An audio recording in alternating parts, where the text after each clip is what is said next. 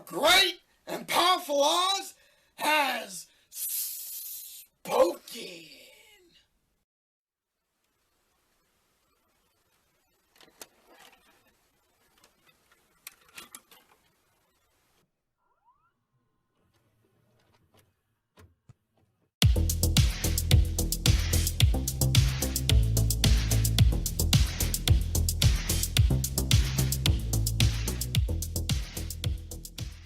2013 is an interesting year for films. There is a lot of things that I could have just gone through in this particular year and just talk about. A lot of well-known stuff, a lot of bad stuff, but just trying to figure out, just thinking about this year, this particular year alone of what film I wanted to talk about, I had to think ridiculously on which film is something that I honestly enjoy, but it's also a popcorn film that I would watch over and over. I would just have as background noise on the DVD player, or if I just want to watch a movie just for the sake of watching a movie for my own enjoyment, which one would I pick?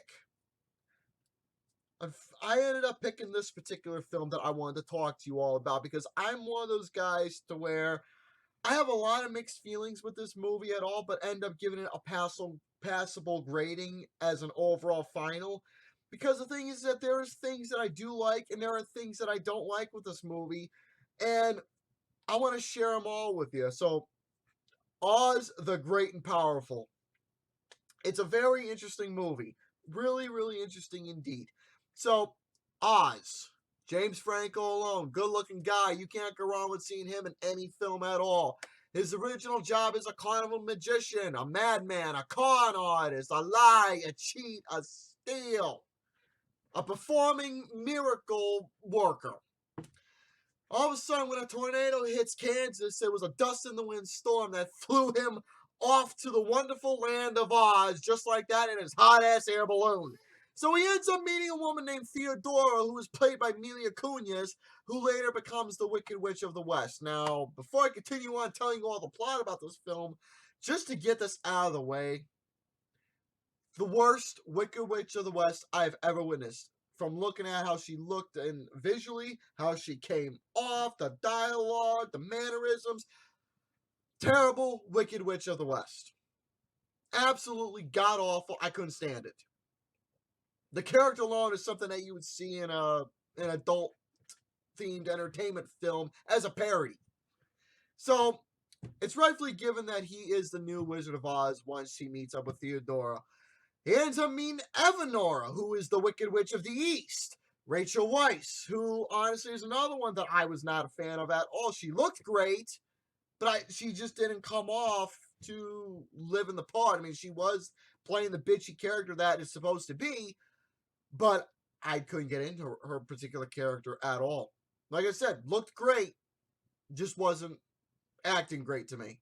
So she's in charge of the wonderful Emerald City. She promises him gold, wealth, fame, glorious spot in the WWE Hall of Fame, the Rock and Roll Hall of Fame, the NHL, the MLB, the NFL, the NBA Hall of Fames, a spot to sing at the Apollo Theater, the Wembley Stadium, and the Grand Ole Opry. Just because he's the new wizard and he hasn't done diddly dick at all. At least not yet, until Evanora sends him on a quest before he gets the pot of gold that the Lucky Charms mascot sent him, or the Easter basket that the Easter Bunny left him, or the presents under the Christmas tree that Santa Claus gave him, or the great pumpkin that fucking one character in The Nightmare Before Christmas left him. All because he entered Emerald City from a tornado, and he's the wizard. So he's sent off on a quest with his trusty sidekick, Fit Finley the monkey, and he meets various friends along the way in order to kill the evil witch, Glinda. Keep that in mind. So it turns out that things aren't what they seem to be in the land of Oz for the Three Musketeers at all. So I already gave a little talk about two of the characters that I did not care for at all, which was the sisters, the Wicked Witch of the West and the Wicked Witch of the East. I didn't care for them whatsoever. However, Glinda, you know how she is. She is the Good Witch of the North. She is beautiful, she is helpful, she's caring, she helps the good citizens, she brings the wizard to her land and makes them all protected, making a promise exactly that he will fulfill his duties as the wizard and make sure that the people are safe in the land of Oz and it's a happy place to be. You know, traveling to Munchkinland or visiting, I don't know, the fucking China people in Chinatown. When I'm talking about Chinatown, I'm talking about, you know, the material China. But anyways, if you want to visit the Scarecrow, the Cowardly Lion, or the Tin Man, or Dorothy, who knows?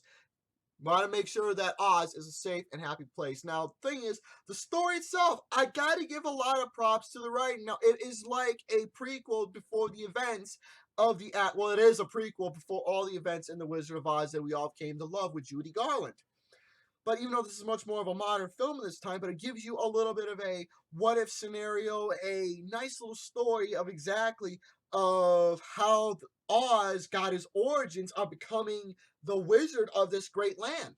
How he wasn't, you know, just an old guy. He was a younger man and he had to work his way into, you know, proving to himself and prove to others that sure, he may not have the actual magical powers, but he does have the confidence, he's got the strength, he's got the mentality of taking his tricks and putting them into all good use, to putting on a show to let them all know that I am your great protector, that I have promised you all. Now, the friends that he meets along the way, Finley the monkey, who is one of the best supporting characters, love his personality. Then you meet the interaction with little China girl after seeing how the city was destroyed and everything, and his interaction with her.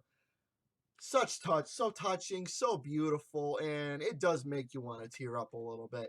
But the thing is that out of all the supporting characters, she truly was the best one out of the whole bundle. She's adorable, nice little personality, and she's just such a lot of fun when watching her because she's so innocent and cute. But like I said, Glinda, she good witch of the north, great solid acting, okay dialogue, looked wonderful. Now, Oz, when James Franco came into the picture of playing this character, sure, he came off, like I said, a con artist, you know, arrogant as can be because he's got all this wealth. But as the whole entire story progressed, he started to develop more into much more of a mature leader. Instead of being someone who was arrogant and cocky, he became a natural born leader that the people can rely on, and it was a proper developmental progress that was going on, character development, and it was great. James Franco is fantastic. Visually, the set, even though the green screen, certain particular areas may be a little obvious, but when you look at it, it's beautiful. I like how they're able to take the land of Oz and add a lot much more of a beautiful color scheme to it. Various different, you know, creatures, different things that you wouldn't have even expected before. Just that nice little imagination of what the land of Oz would look like in a much more of a modern setting. So it's very beautiful. I love the colors. I really admire the effects a lot. Again, some of it may be a little obvious to a huge degree, and it kind of takes away the value. But besides certain obviousness in the film, I really do admire the whole entire landscape, the beauty of what makes Oz look so good in this movie. So Oz the Great and Powerful is a movie that I personally is am someone who does like the movie a lot. Is one of those stories to where I am entertained by it. I do like the good supporting characters that James Franco meets. I do not care for the evil people at all. Nothing against the people portrayed, but the characters, I didn't care for Evadora. I didn't care for Theodora. And I didn't even care for Alvin, Simon, and Theodore at all. So I was not a fan of the supporting of those characters at all. I didn't, like I said, certain elements of the whole cinematography thing look too great on a few things, but like I said, great set.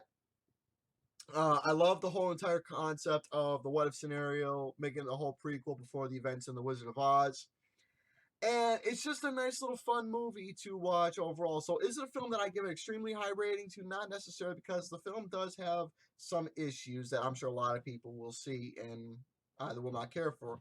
But honestly, Oz the Great and Powerful is a film I give a 3.5 out of 5 to. It is a popcorn film that I do like watching every so often, and I wanted to share my little thoughts with you all about. So if you have seen Oz the Great and Powerful, let me know down below your little thoughts about it, and ciao for now.